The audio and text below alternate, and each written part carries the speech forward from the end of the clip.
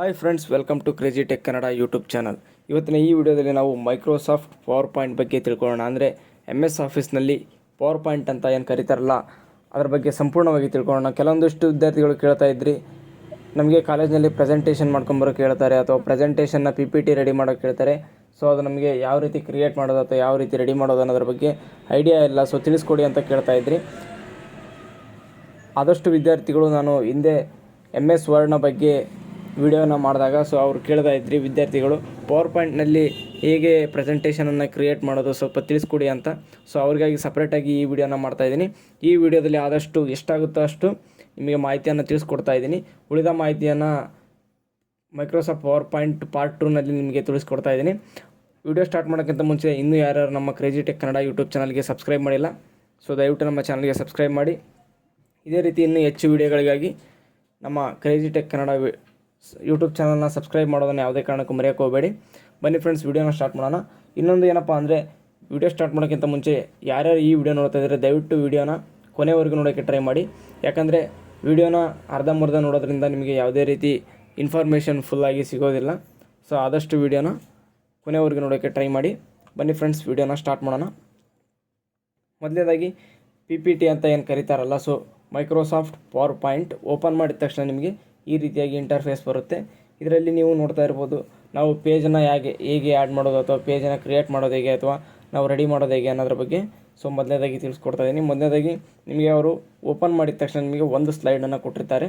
So ನಿಮಗೆ ನೀವು ಒಂದು 10 ರಿಂದ 20 ಪೇಜ್ನ ಒಂದು ಪ್ರೆಸೆಂಟೇಷನ್ ರೆಡಿ ಮಾಡಬೇಕಂದ್ರೆ ಸೊ ನೀವು ನ್ಯೂ ಸ್ಲೈಡ್ ಅಂತ ಕಾಣಿಸ್ತಾ ಇದೆಯಲ್ಲ, ಸೊ ಇದ್ರ ಮೇಲೆ ಕ್ಲಿಕ್ ಮಾಡೋದ್ರ ಮುಖಾಂತರ ನೀವು ಸ್ಲೈಡ್ಗಳನ್ನು ಆ್ಯಡ್ ಮಾಡ್ಕೋಬೋದಾಗಿರುತ್ತೆ. ಸೊ ಈ ರೀತಿಯಾಗಿ ನಿಮ್ಮ ಸ್ಲೈಡ್ಗಳನ್ನು ಆ್ಯಡ್ ಮಾಡ್ಕೋಬೇಕಾಗಿರುತ್ತೆ. ನಂತರ ಫಸ್ಟ್ನೇದಾಗಿ ನೋಡ್ತಾ ಇರ್ಬೋದು, ನೀವು ಟೈಟ್ಲನ್ನು ಕೊಡಬೇಕಾಗಿರುತ್ತೆ. ನಿಮ್ಮ ಫ್ರಂಟ್ ಪೇಜ್ ಅಂದರೆ ನಿಮ್ಮ ಪ್ರೆಸೆಂಟೇಷನ್ನ ಫ್ರಂಟ್ ಪೇಜ್ ಅಂದರೆ ನೀವು ಯಾವುದ್ರ ಬಗ್ಗೆ ಪ್ರೆಸೆಂಟೇಷನ್ ಮಾಡ್ತಾಯಿದ್ದೀರಾ ಸೊ ಅದನ್ನ ಇಲ್ಲಿ ಹಾಕಬೇಕಾಗಿರುತ್ತೆ. ಎರಡನೇ ಪೇಜ್ ಬಂದುಬಿಟ್ಟು ನಿಮಗೆ ಈ ಥರ ಕಾಣಿಸುತ್ತೆ. ನಿಮ್ಮ ಲೇಔಟ್ ಕೂಡ ನೀವು ಚೇಂಜ್ ಮಾಡ್ಕೋಬೋದಾಗಿರುತ್ತೆ.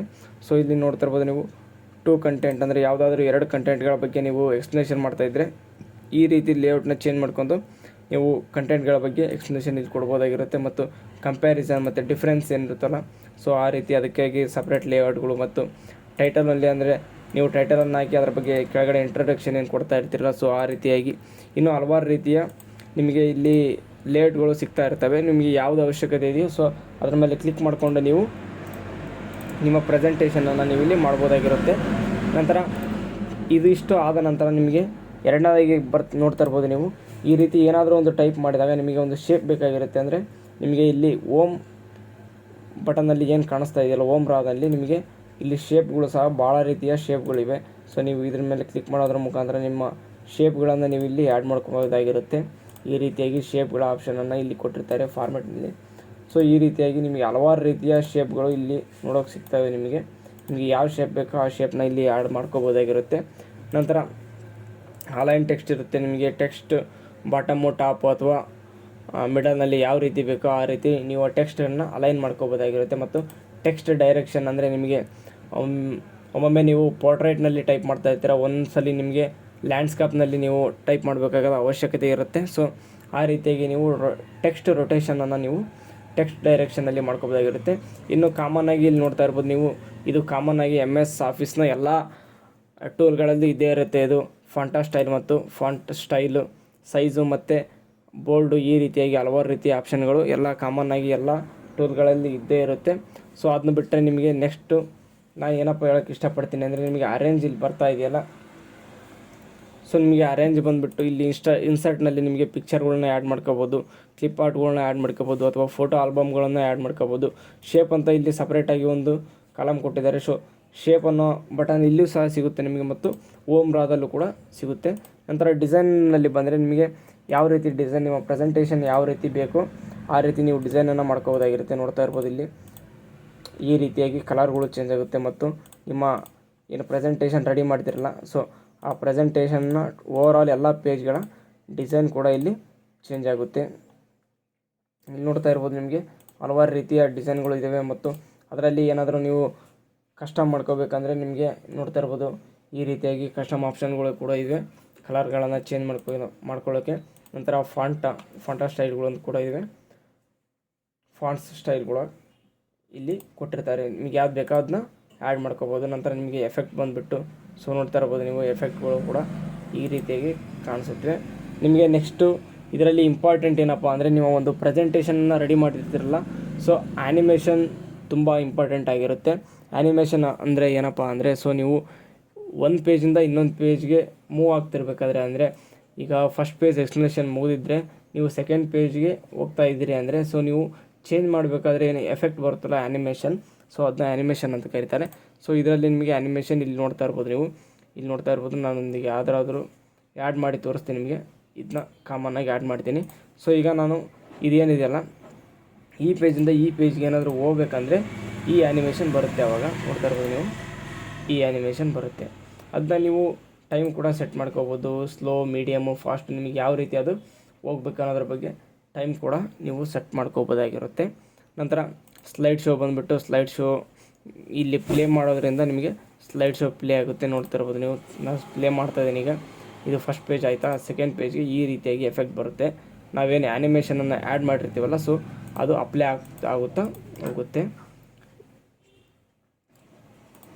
ನೆಕ್ಸ್ಟು ನೋಡೋದಾದರೆ from current slide show Andappa ಅಂದರೆ, ಇಲ್ಲಿ ನಿಮಗೆ ಸ್ಲೈಡ್ ಶೋ ಏನು ಆ್ಯನಿಮೇಷನ್ ಎಫೆಕ್ಟ್ಗಳನ್ನ ಆ್ಯಡ್ ಮಾಡ್ತೀರಲ್ಲ, ಸೊ ಆ ಎಫೆಕ್ಟ್ಗಳನ್ನ ನೀವು ಸ್ಲೈಡ್ ಶೋ ಪ್ಲೇ ಮಾಡೋದ್ರ ಮುಖಾಂತರ ನೀವು ನೋಡ್ಬೋದಾಗಿರುತ್ತೆ.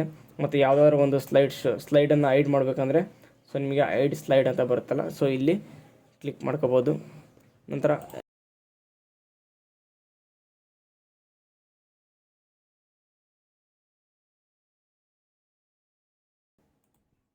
ಇದೆಲ್ಲ ಬೇಸಿಕ್ ಇನ್ಫಾರ್ಮೇಷನ್ ಆಗಿರುತ್ತೆ ಫ್ರೆಂಡ್ಸ್.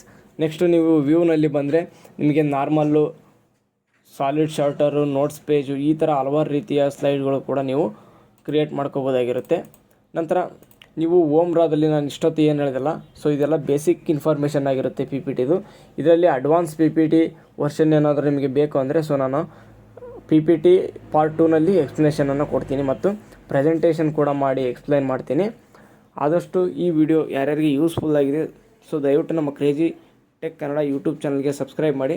ಅದೇ ರೀತಿ ವಿಡಿಯೋನ ನಿಮ್ಮ ಫ್ರೆಂಡ್ಸ್ಗೂ ಸಹ ಶೇರ್ ಮಾಡಿ. ಇನ್ನೇನಾದರೂ ಇದರಲ್ಲಿ ಡೌಟ್ಗಳಿದ್ದರೆ ಸೊ ನೀವು ಕಮೆಂಟ್ ಬಾಕ್ಸ್ನಲ್ಲಿ ತಿಳಿಸಿ, ನಾನು ಆನ್ಸರ್ ಮಾಡೋಕ್ಕೆ ಟ್ರೈ ಮಾಡ್ತೀನಿ. ನಂತರ ನಿಮಗೆ ಔಟ್ಲೈನ್ ಬಂದುಬಿಟ್ಟು ಇದೆ, ನೀವು ಇಲ್ಲಿ ಸ್ಲೈಡ್ಗಳು ಭಾಳ ಇದ್ದಾಗ ಸೊ ನೀವು ಔಟ್ಲೈನ್ ಮುಖಾಂತರ ನಿಮ್ಮ ಸ್ಲೈಡ್ಗಳನ್ನು ಇಲ್ಲಿ ಶಾರ್ಟ್ಕಟ್ಟಾಗಿ ನೋಡ್ಕೋಬೋದಾಗಿರುತ್ತೆ. ಇನ್ನು ಮುಂದೆ ಬಂದುಬಿಟ್ಟು ಇಲ್ಲಿ ಹಲವಾರು ರೀತಿಯ ಸ್ಲೈಡ್ಗಳು ಇವೆ ಅಂತ ಹೇಳಿದ್ದೆ.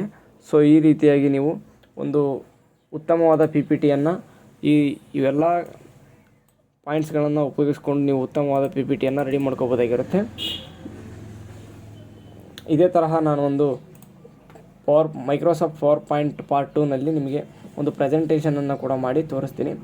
ಆದಷ್ಟು ಆ ವಿಡಿಯೋ ಬರೋವರೆಗೂ ಈ ವಿಡಿಯೋಗೆ ಲೈಕ್ ಮಾಡಿ ಮತ್ತು ನಮ್ಮ ಚಾನಲ್ಗೆ ಸಬ್ಸ್ಕ್ರೈಬ್ ಮಾಡಿ ಅಂತ ಹೇಳ್ತಾ ಈ ವಿಡಿಯೋನ ಮುಗಿಸ್ತಾ ಇದ್ದೀನಿ. Thanks for watching.